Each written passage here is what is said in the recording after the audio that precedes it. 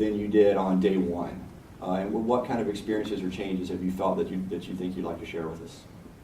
To me, the Occupy movement has been kind of one of the most unique and enlightening experiences I've ever had in my life. If you go down there with the Occupy Your Mind set, if you will, where you're opening yourself up to other people's opinions and you're taking them at, just for who they are and not immediately judging who they are, you can learn some very interesting things. I've personally been able to meet homeless people, whistleblowers from the government, and just a wild mess of people, ranging from people who I would say have actual mental, issues, to people who just seem very eccentric but have great ideas. But, for me, it's all about building that community and being a part of the community down there. It's kind of something that I guess you'd have to come down and experience, and then you kind of understand. Yeah, for me, it's been also one of the most amazing experiences. I mean, I think, on the first few days, I immediately found myself in a lot of conversations with people I wouldn't have otherwise, like with political opinions I wouldn't have necessarily agreed with prior to this movement, or, and I was pretty active online politically, talking to a lot of people and stuff, that in person and in this other sort of environment, just I've been learning so much from other people and other people's perspectives, because everybody comes from such different places. And I mean, it's hard to describe, but it's just been a really amazing experience. And I guess one thing that's changed for me personally is, the way that I look at politics. I used to be pretty politically involved before, but within just outside of the system, looking at it from another perspective, it's, I don't really see it the same way anymore. I don't really have any faith in that political structure anymore. So, I mean, that's a different thing. I don't think it's bad, though. It just sort of solidifies the reasons why I'm out there personally. Okay. I had asked this question to the other speaker, but I was wondering if maybe you knew a little more about it. Being as you're in 1,200 cities, are there any plans to get Occupy people on the ballots, like an Occupy party? So if the general public, being as your goal is reform, and if you want the general public support, wouldn't that be a good way to get it? When it comes to building a political party, I don't think there are currently any plans on that, because that would again be working within the system. Well, no, not if you didn't accept any outside help. If you didn't accept any money from the 1%, then it would be an independent political party that didn't deal with lobbyists, It could have cornerstones that we never tolerate lobbyists, so people would know if they voted for an Occupy candidate, that person's never going to take money from a special interest group or a lobbyist. I know, though, that in some places there are 501c3s, 501c4s, and other nonprofits and political action committees that are being set up. I think it's a great idea, possibly, to, form some sort of political party. However, I personally, in the short term, where we're at now and what my daily focuses are on, wouldn't necessarily be interested in considering it. Yeah, and I know that there's been a lot of talk about, running candidates from either an Occupy party or just occupiers in general. There's a lot of disagreement about whether or not that's a good idea among people. I think eventually it would be. Right now, though, I think it's a little bit too soon, and I think that if we were to try that, we might find ourselves just ending up with sort of the same fate as other third parties right now. I think one of the interesting points about that I wanted to comment on earlier was, since this is a political science class, last election cycle we saw a great number of Tea Partiers get elected by associating themselves with the Tea Party. Whether they really were or not is another issue. But many candidates for Congress certainly used that to their advantage, to both to get elected and then to drive their agenda once they were in office. So I guess another way to put the question is, would you see, and I think you've already answered it, but would you see a slate of Occupy candidates being elected in 2012 along those lines? And it sounds like you probably don't. Yeah, I think that the Occupy movement is a little bit hostile toward politicians or political parties trying to co-opt the movement. I don't really think that we've allowed that to happen. it's really unfortunate that that sort of thing happened to the Tea Party, but I don't see that happening, at least not anytime soon. I think that any candidate that tried to use the Occupy name or movement to help get themselves elected would be distrusted immediately. But I think that's a great point, though, for the class, though, is if you think about some of the things we've heard from the individuals on their goals and what they're seeking to achieve, what we're hearing is a drive for broader social change.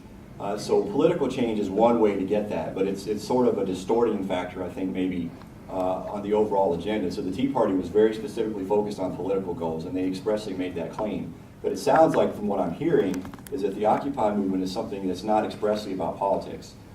It may concern itself with some things that are hot issues in politics, like justice and equality and economics and banking and those kind of things. But it sounds like, and you all tell me if I'm wrong, it sounds like what you're after, though, the type of things you're seeking are broader social change. Would that be a fair statement or an accurate statement? I would say definitely. It's Okay. accurate. One of the things about the movement itself is that no other voice is any louder than anybody else's. We have no leaders. We're a leaderless movement. However, we are our own leaders, and together, working together, we can, come up with the solutions that we need to, which, again, kind of allows us to be a group of people more focused on, social welfare and social reform versus political. Okay, Chad, go ahead. Well, the no leader thing kind of comes across because I don't really see a centralized message with these people. Everybody wants something. Everybody's kind of bashing on somebody somewhere. There's no real centralized message for what you really want, and that's why I think you're not really getting your message out there, because there's no one message to say this is what we want, basically, other than for banks to be nice or whatever. Were y'all able to hear the question? Yeah. Okay, go ahead. I don't really. I think that's sort of the point. If we had just one demand, I mean, we're not just upset about banks, and we're not just upset about healthcare, and we're not just upset about political corruption. We're upset about everything that's contributing to this. And I think that it would be a mistake to have, to hastily sort of decide on one demand, because we need to find the root of all of these problems. I mean, these are all just symptoms to, the main problem itself. And, once we can, I think that if we were to just, decide to just focus on one thing, it wouldn't be as effective. We're not really looking for just, one policy change or one piece of legislation, that will solve everything. I personally want to emphasize this process takes time. I understand that everybody's always looking for why we're out there. We're out there, though, because we're out there. The point is to be out there and to create that discussion, and not necessarily, come up with a message or a statement immediately, but allow the process, the GA process in itself, to allow itself to work. Things passed in the GA, at least on Wall Street. Our GA is a little weird right now. Things are passed usually by 100% consensus, and in order to get a statement out that everybody can be behind is a really difficult thing. So we have two questions. Shana, go ahead, and Randy, you haven't asked one yet. Go ahead, Shana. I guess my question would be, how do you plan on affecting change if it kind of seems like it's not really focused on how to change things? It's just kind of like, it seems to me like they're just trying to let everybody know that they're upset, but without identifying a problem or a few problems that people can actually affect change on. It's just going to be people being upset and nothing happening. So how do they plan on making a difference or changing the things that they're upset about? Were you able to hear that? Want to summarize it for us quick? So I think that to sum that up is, if you're seeking to change, fix problems or create some change out there, but there's a great number of voices out there calling for change, but there's nothing specific. How do you think that you'll get to the change that you want? Is that a fair, Shana, is that a fair statement? Okay. I would say change starts with us as individuals, and I think that we're creating a lot of change just by opening ourselves up to create this discussion. we're getting people, to start talking about it and getting them comfortable to talking to other people about issues that you might not, ever talk about if you go down there and, or if you pass by somebody who's been occupying. They'll more than likely start a huge, in-depth conversation with you, and it's definitely not something normal. When you walk down the streets of Minneapolis, and you pass by people, most people are closed off and in their own little world, but if you walked over to the plaza, everybody's open, everybody's interested in who you are, what your story is, what your ideas are.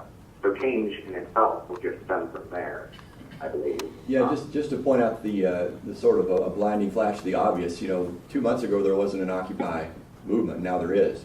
So from what your point about being there is that you've already created some change, because there's a movement that didn't exist before, now there is one. And there is one in over 1,000 cities, so I think that point's pretty well made. Yeah. Randy. Oh, sorry, Randy, go ahead, you had a question.